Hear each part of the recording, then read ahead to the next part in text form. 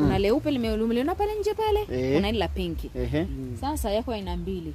Unatakiwa uonyeshe hili na lile pale. Hili ni pinki hili. Hili pinki. Hili linatibu nini? Hii inaitwa Yerusalemu.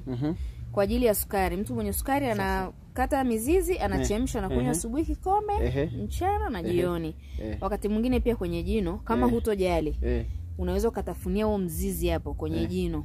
Kama jino kama jino linauma. Iwe ni mdudu, iwe ni nimepasuka, ni linauma, yani maumivu yote tu ya jino. Inasaidia sana. Kiboko hii. Yako ya aina mbili.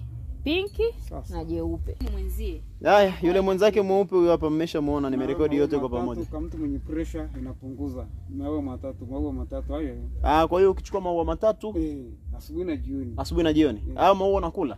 Unatafuna kwa na meza. Unatafuna maua matatu asubuhi, maua matatu jioni. Inapunguza sana pressure. Jamani, ili huwa linaitwa inashusha.